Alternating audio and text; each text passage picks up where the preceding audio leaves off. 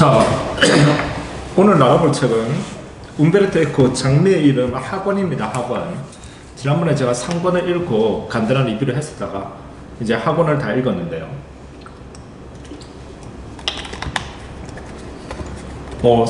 상권도 잘 읽었는데 상권도 재밌는데 상권보다 학원이 압도적으로 재미가 있습니다.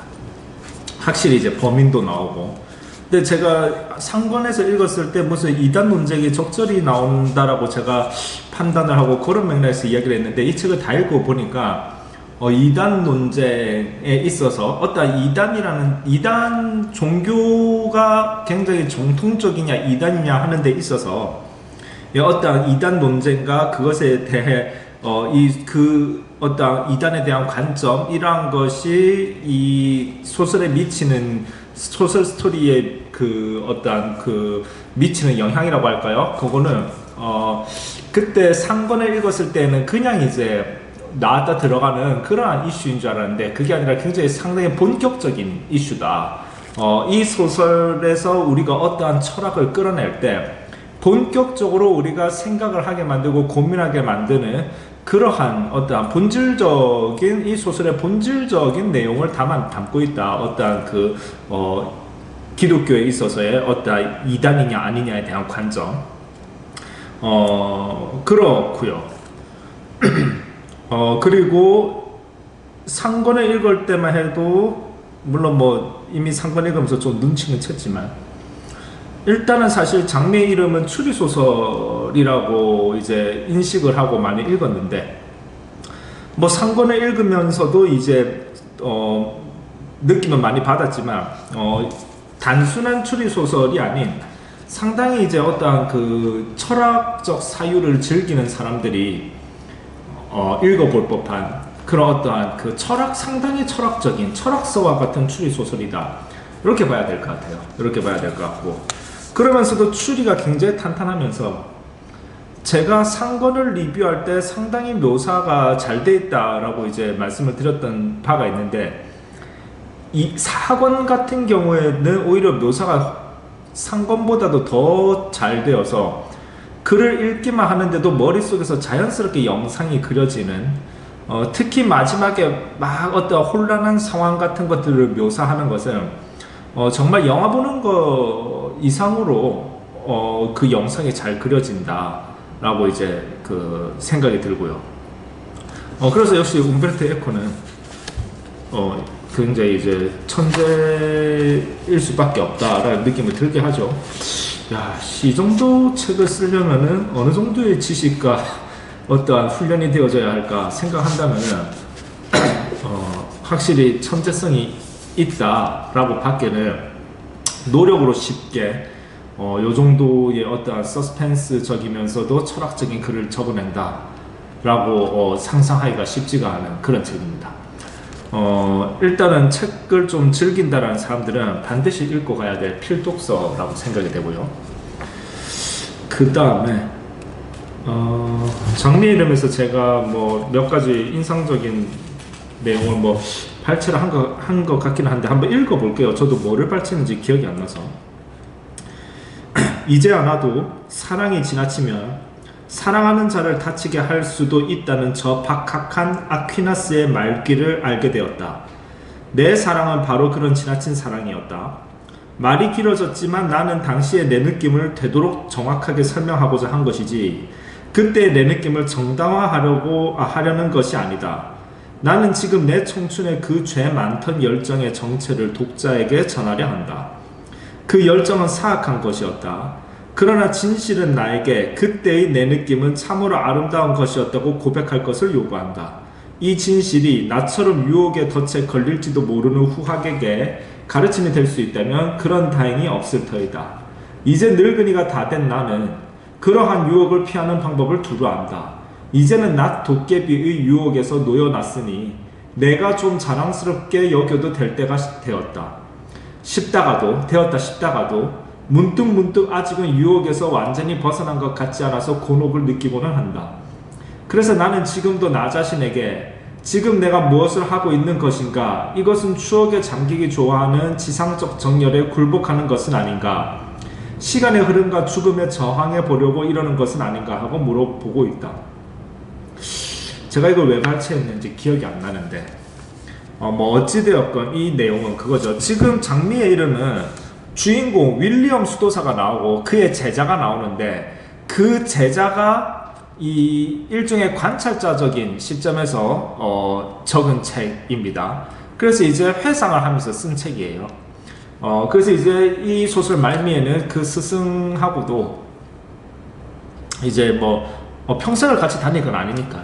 그래서 이제 저기 스승과의 이제 이별에 대한 이야기도 나와 있는데 어찌되었건 그때 그 스승이 멋지게 추리를 했던 그러한 내용들, 그 스승하고 함께 겪었던 사건을 이제 기록하고 있는데 그 사건, 그러니까 어떠한 수도원에서 살인 사건이 일어나는데요.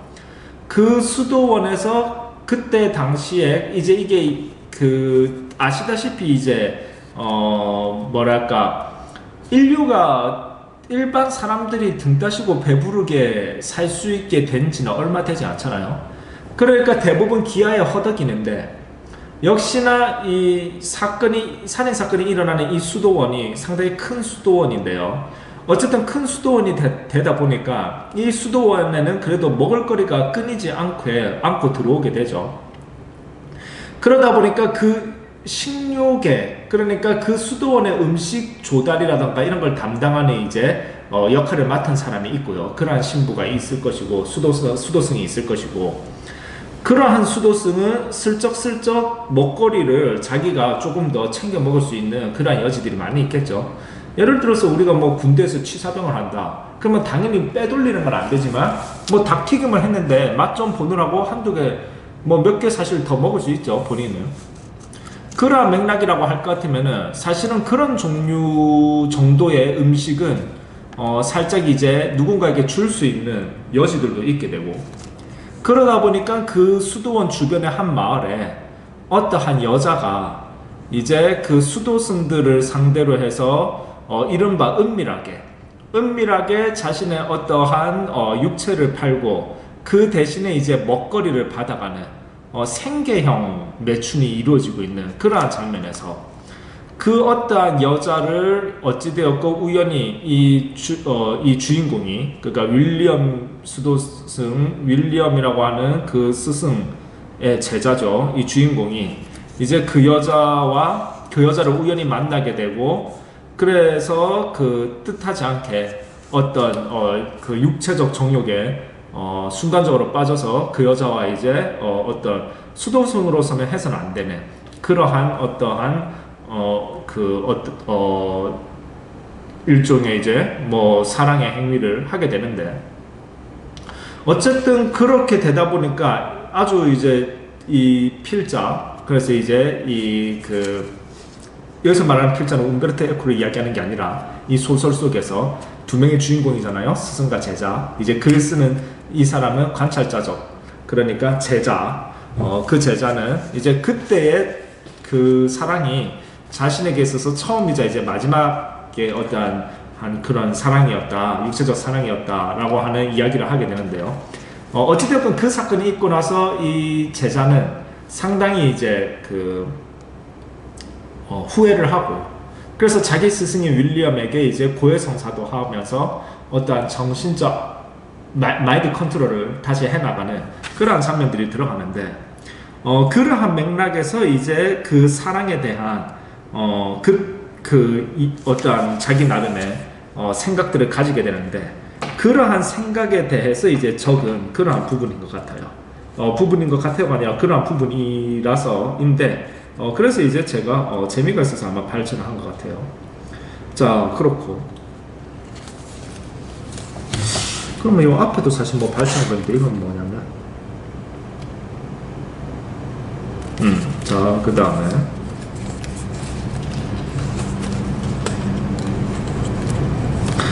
뒷부분인데요.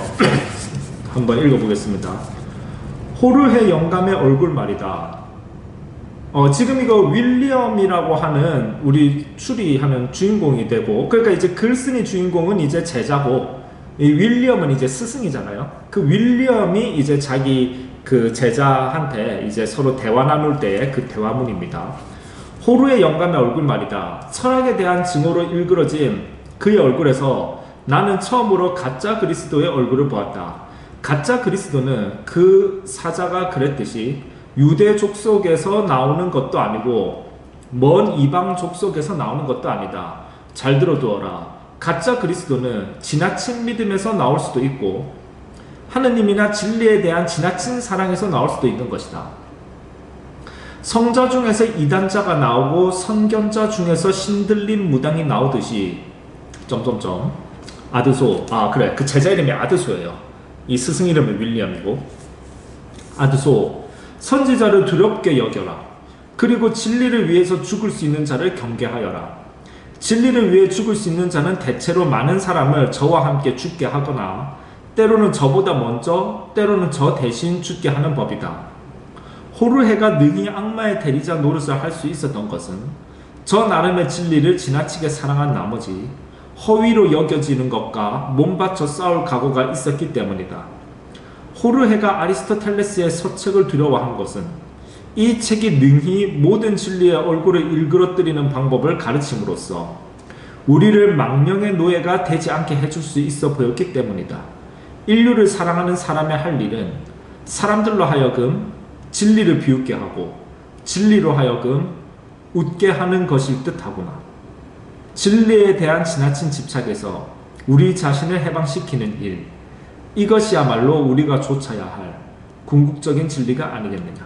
자, 이게 뭔 말이냐면, 그래서 제가 이 책이 이게 상당히 하고는 본격적으로 이단 논쟁이 가열이 되는구나 라고 이제 생각을 한 건데, 어쨌든 굉장히 결론적으로 윌리엄이 이야기를 하고 있어요. 우리가 사실은 옛날에 천동설에서 지동설로 인류의 관점이 바뀔 때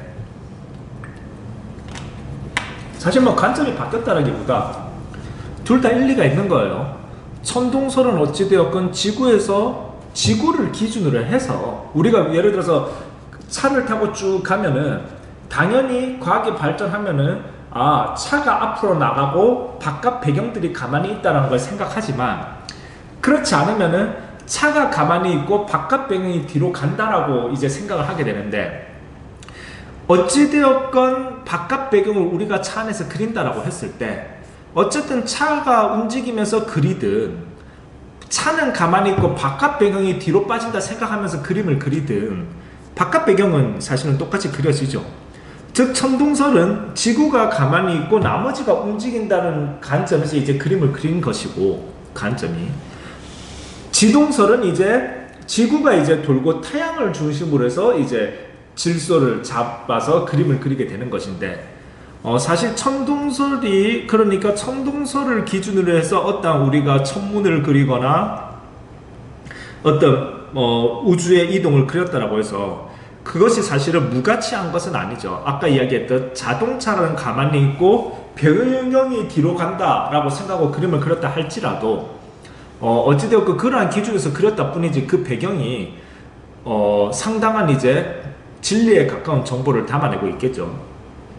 그래서 사실은 이게 관점의 차이인데, 어찌되었건 예전에는 근데 실제로는 이제 지구가 움직이니까, 그러면 어찌되었건 예전에는 천동설에서 이제 지동설로 변해가는 그 와중에서도 상당한 이제 어떠한 진통이 있었잖아요.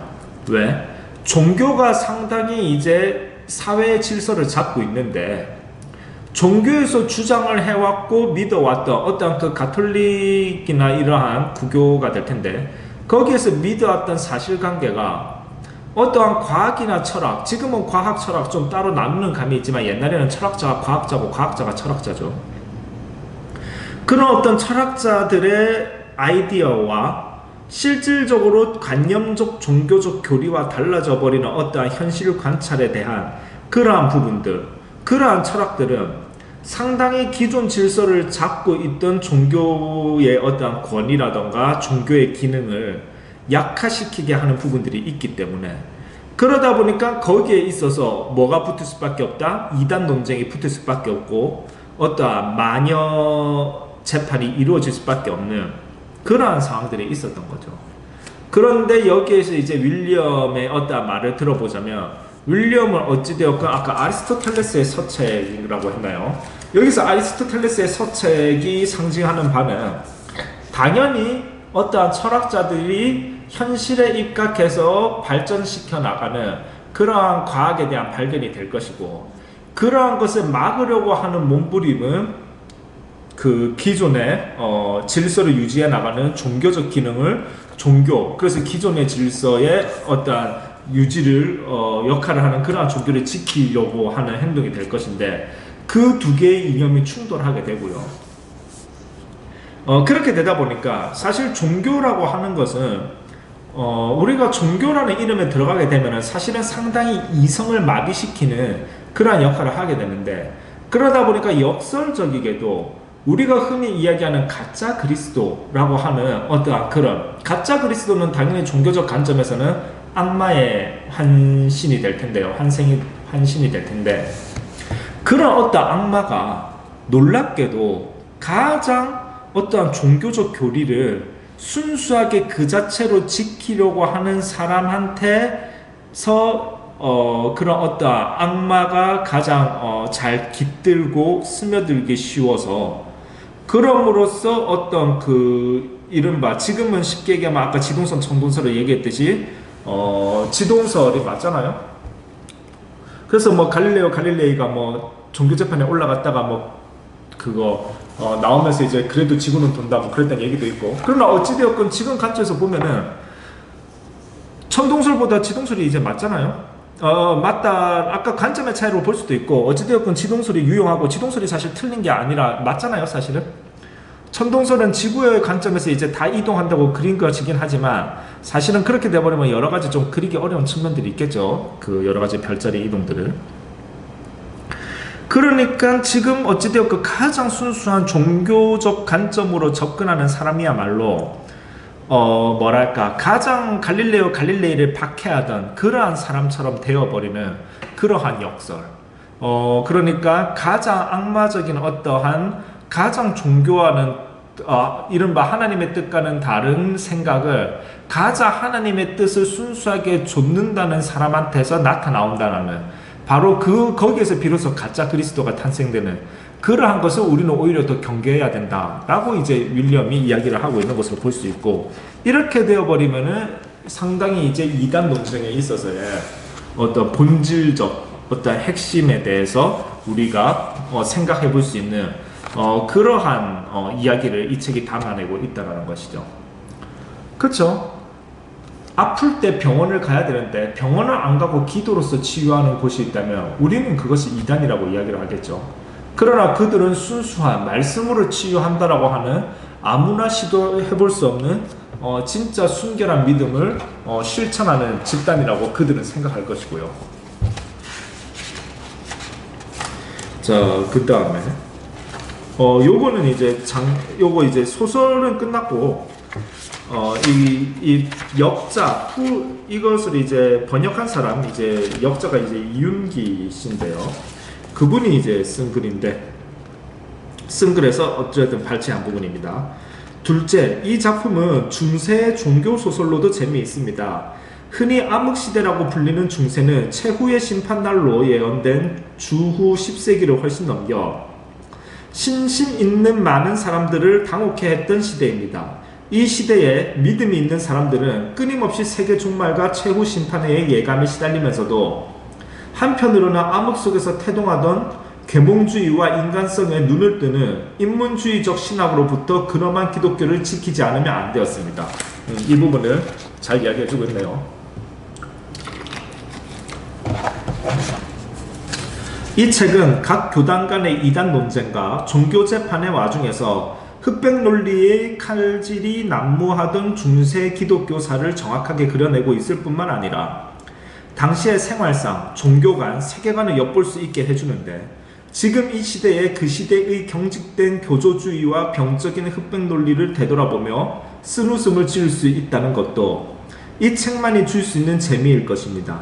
악마, 거짓 선지자, 가짜 그리스도에 대한 중세적 정의를 지금도 그대로 받아들이는 사람이 있을지 모르지만, 이 책은 지나친 교조주의자와 강적인 호교주의자를 바로 그런 부정적인 개념으로 정의하고 있습니다. 지나친 교조주의는 그 교조주의가 섬기는 도그마를 악화시킬 수 있는 모양입니다. 니코스 카잔차스키는 이렇게 쓴 적이 있습니다.